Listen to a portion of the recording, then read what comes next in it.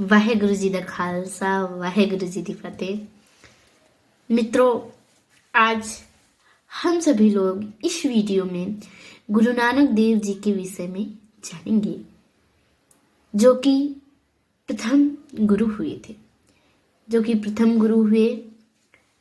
गुरु नानक देव जी का जन्म 15 अप्रैल 1469 ईस्वी में हुआ था। गुरु नानक देव जी का जन्म तलवंडी नामक गांव में स्थान पर हुआ था, जो कि इस समय पाकिस्तान में है। गुरु नानक देव जी के पिता का नाम कालूराम मेहता था और उनकी माता का नाम तृप्ता देवी था, और इनकी एक बहन भी थी जिसका नाम नानकी देवी था। इनका विवाह सुलक्षणी देवी जी के साथ हुआ था और इनके 2 पुत्र हुए, चंद्रदेव एवं लक्ष्मी चंद्र, और इनकी मृत्यु हुई थी 22 दिसंबर 1539 को इनकी मृत्यु हो गई। अब आइए हम लोग जानेंगे गुरु नानक देव जी कैसे अपना जीवन यापन किया। गुरु नानक देव जी की एक प्रसिद्ध कहानी है जो जानी जाती है, बहुत ही प्रसिद्ध है, बहुत ही पूर्व है। गुरु नानक देव जी जब छोटे थे उस समय की ये कहानी है।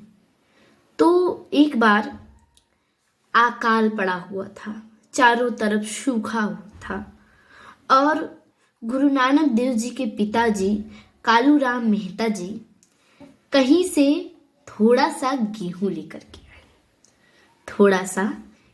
लेकर आए और बोले कि अरे नानक देव जी कहाँ हो? नानक देव, बेटा मैंने ये गेहूं ले आया है, इसको ले जाओ बो दो, खेत में इसको बो दो, और इसको जब बो दोगे तो इससे गेहूं उत्पन्न होगा। तो नानक देव जी कहे कि जैसी आपकी आज्ञा पिताजी। अब नानक देव जी उस गेहूं को लेकर के खेत की ओर चल दिए। अब इधर वे जा ही रहे थे, तभी रास्ते में कुछ भूखे संत महात्मा उन्हें मिल गए, अर्थात ऋषि मुनि उन्हें मिल गए और बोले, बेटा कुछ हो तो खिलाओ, बहुत जोर की भूख लगी है, कुछ हो तो खिला दो। तो नानक देव जी ने सोचा कि पिताजी ने जो कहा है कि जाओ गेहूं बो दो, उस आज्ञा का पालन भी मुझे करना है, और ये संत महात्मा भूखे भी हैं, तो चलो इन लोगों को खिला ही देते हैं। तो नानक देव जी बोले कि ठीक है, हम चलते हैं, एक गांव में चलते हैं और इसको चक्की में पिसवा करके इसकी रोटी बनाएंगे। तो नानक देव जी संत महापुरुषों के साथ दूसरे गांव गए और वहां पर गेहूं को पिसवाए। पहले माताएं बहनें गेहूं को पीसा करती थी स्वयं, तो उन्होंने पिसवाया और फिर उसके बाद उन्होंने उसकी रोटी बनाई और संत महात्मन को पेट भर के खिला दिया। और जब रात को वे आए तो उनके पिताजी ने कहा कि बेटा कैसे बोया गेहूं, फसल अच्छी होगी ना, कैसा था खेत? तो बोले कि नानक देव जी बोले, हाँ पिताजी, मैंने गेहूं बो दिया, और मैंने ऐसा गेहूं बोया है कि उसे पीढ़िया दर पीढ़िया काटती रह जाएंगी, अर्थात पीढ़िया दर पीढ़िया उसको खाती रह जाएंगी, लेकिन वो गेहूं कभी समाप्त नहीं होगा। और आज भी ये बात सत्य है मित्रों कि आप चले जाइए गुरुद्वारे में, लंगर लगा रहता है, लेकिन आप 24 घंटा खाइए, 24 घंटा लोग खाते रहते हैं, लेकिन वहाँ पर भोजन कभी कम नहीं पड़ता। वो नानक देव जी की कृपा है जो कभी कम नहीं पड़ता। गुरु नानक देव जी ने सत्य कहा है मित्रों, सत्य कहा है। आप लंगर में चले जाइए, आपको भोजन अवश्य मिलेगा, आपको भोजन अवश्य मिलेगा। ये है गुरु नानक देव जी की महिमा, ये है गुरु नानक देव जी की महिमा। अब उसके बाद गुरु नानक देव जी कुछ बड़े हुए, गुरु नानक देव जी कुछ बड़े हुए और गुरु नानक देव जी कर्मकांडों, अंधविश्वासों और कुरीतियों के बहुत बड़े विरोधी हुए। ये कुरीतियों के बड़े विरोधी थे। भारत में उस समय चरम पर जातिवाद, क्षेत्रवाद, अंधविश्वास चरम पर था।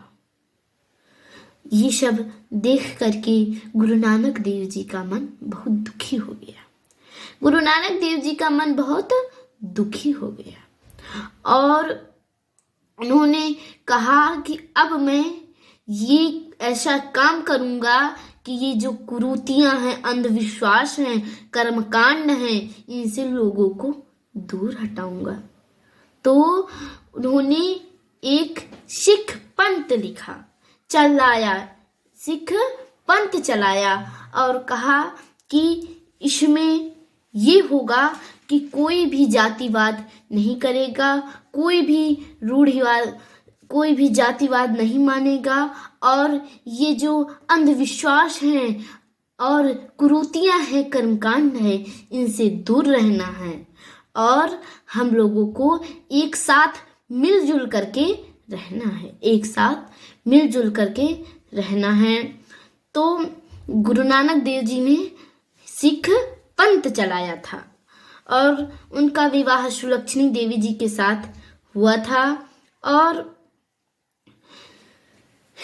मित्रों, और एक नए पंथ की स्थापना की थी इन्होंने, हमने बताया आपको, जिसका मूल उद्देश्य भी था लोगों के बीच भेदभाव को खत्म करना, भेदभाव को खत्म करना। इसलिए उन्होंने नारा दिया, संगत और पंगत का नारा दिया, अर्थात एक साथ बैठो और एक साथ भोजन करो, एक साथ भोजन करो।